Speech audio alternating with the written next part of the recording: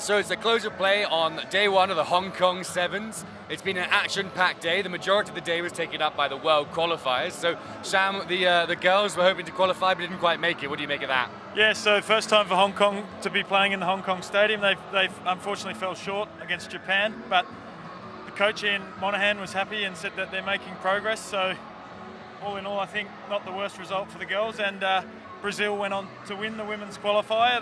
They were visibly thrilled after the game. What did you think of the final? Oh, well, as a Scotsman myself, it was a bit disappointing. They beat Scotland. At one stage, Scotland went ahead. I really thought they were going to do it, but Brazil just turned on the gas and brought it home, and you could see what it meant to those girls. They were piling on each other and screaming. It was really a moving scene. But the Hong Kong, the men's qualifiers as well, they're still ongoing, halfway through the pool stages. Hong Kong are in good straits at the moment, aren't they? Yes, off to a flying start, Hong Kong, 2 from 2. Opened up with a nice win over the Philippines and then followed that up with a win over Zimbabwe. So it's not often Hong Kong start this strongly at their home tournament, so they'll be absolutely thrilled with that result. And then the men's qualifiers made way for the World Series, and Scotland lost again. Scotland did lose again.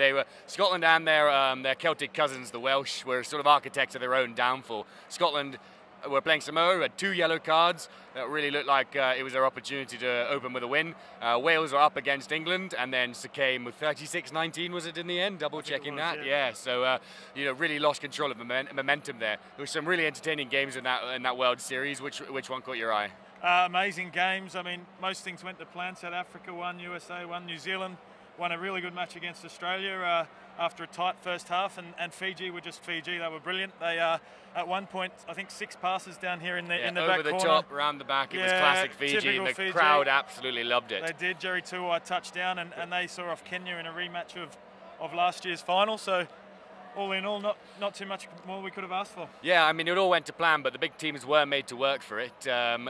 New Zealand ended up running away with it against Australia in the end. What was the score there? That was 40-19 in the end, but at half-time it was... scores were level, I believe. The scores were level, so they were made to work for it. South Africa 22-7 against Japan in the end, but it was 7-5 to Japan at half-time. So it's going to show the depth of competition here. Even the way that the script goes to plan, it's never easy. And a really good day to kick things off. The crowd built throughout the day. The south stand was full by the end. You could really see in the Fiji game that the crowd was into it, loving it, and a touching moment before the New Zealand-Australia game where a minute's silence for the Christchurch shooting victims. So all in all, a cracking day, and I think plenty more to come. So what do you think now that we've learnt a little? Is your prediction staying the same? You called Fiji before? I did, and I'll stick with them, I think. What about you? Yeah, I called USA before, and they put on a masterclass against Spain in the end. They really ran away with it, very controlled game, so I'm sticking with my prediction prediction of USA, in fact, as I said. Fantastic. But plenty of rugby still to be played, plenty of upsets to come, plenty of beer to be drunk in the South Stand, which I think a lot of people were making the best of today. So looking forward to seeing you tomorrow. More rugby and more fun.